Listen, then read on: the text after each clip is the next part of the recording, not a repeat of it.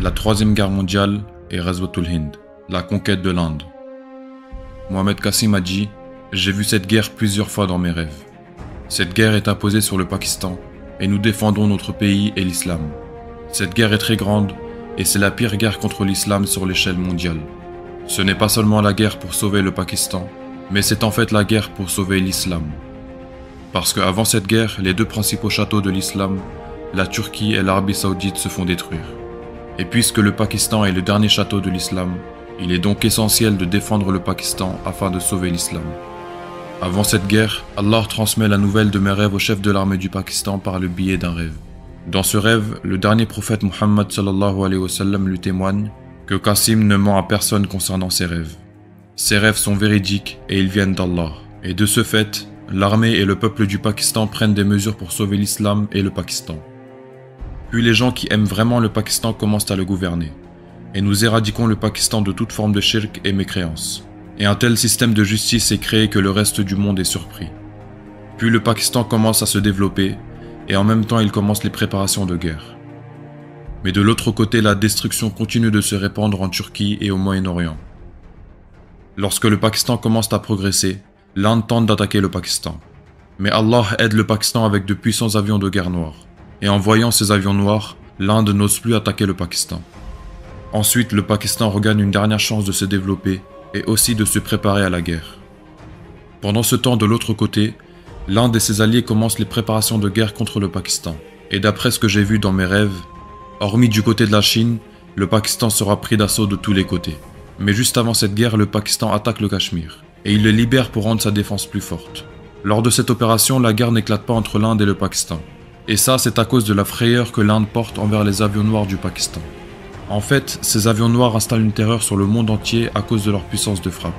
Pour vous donner un exemple, après que le Pakistan acquérit ces avions noirs par l'aide d'Allah, même les ingénieurs de l'armée des États-Unis sont époustouflés en les voyant. Et c'est donc ces avions noirs qui permettent au Pakistan de rester en paix et de pouvoir progresser en pleine troisième guerre mondiale. À ce moment-là, la survie du Pakistan est si importante que Qasim a même vu dans un rêve que si les ennemis viendraient à prendre le contrôle de la Mecque et de Médine, nous n'irons pas les aider jusqu'à que nous soyons prêts à 100% pour la guerre. Car l'enjeu sera tel que si nous perdons la Mecque et Médine, l'islam restera. Mais si par malheur nous venions à perdre le Pakistan, alors il ne restera plus aucun musulman. Cette situation fait exactement référence à celle que le prophète Muhammad sallallahu alayhi wa sallam a vécue lors de la bataille de Badr. S'ils auraient perdu la bataille ce jour-là, il n'y aurait plus aucun musulman. Et de même, si lors de la troisième guerre mondiale nous venions à perdre le Pakistan, il n'y aura plus d'islam dans le monde. Après avoir vu ces avions noirs, de nombreux musulmans du monde entier viennent s'installer au Pakistan et ils commencent à jouer leur rôle dans la reconstruction de l'islam. Nous créons aussi notre propre technologie et nous devenons totalement indépendants du monde entier. Le Pakistan organise aussi la protection des musulmans qui se trouvent en Inde pour qu'ils soient protégés en période de guerre. Et le monde entier voit une fois de plus que les musulmans sont en train de se réunir. Quelque temps avant cette guerre, le prophète Muhammad sallallahu alayhi wa sallam me demande à travers un rêve de venir à Médine. Lorsque je vais à Médine et à la Mecque, je vois là-bas les gens abandonnés et l'insécurité régner sur eux. Je leur dis « Attendez encore un peu et tout va s'arranger avec l'aide d'Allah ». Quand je reviens au Pakistan, les ennemis sont prêts à nous attaquer et nous sommes aussi prêts. La nuit où la guerre allait commencer, selon mon rêve, le prophète Muhammad sallallahu alayhi wa sallam participe invisiblement et secrètement à cette guerre. Et cette information est uniquement dans la connaissance du commandant en chef du pays. Puis la pire guerre de ce monde commence. Les ennemis sont sûrs qu'ils vont réussir à détruire le Pakistan, mais le plan d'Allah s'avère différent. Allah aide le Pakistan. Dans cette guerre, les musulmans ne tuent aucune femme, enfant, vieux ou homme non armé qui souhaitait la paix. Je ne sais pas combien de temps cette guerre dure, mais le Pakistan gagne cette guerre avec l'aide d'Allah.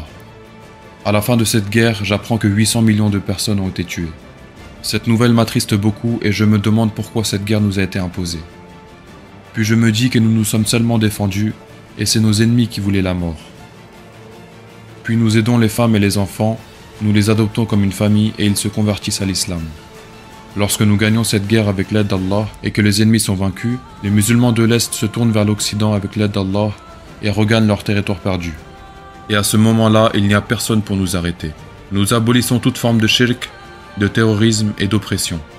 et nous propageons l'islam dans le monde entier une fois de plus avec l'aide d'Allah. Et le monde entier se remplit de paix, et tout le monde est témoin que le vrai islam du prophète Muhammad sallallahu alayhi wa sallam est rempli de paix. La miséricorde et la bonté d'Allah se fait ressentir partout, ainsi que sa subsistance, et aucune personne ne reste triste ou pauvre. Et par-dessus tout, Allah est heureux de nous. Et après quelques années, Dajjal apparaît.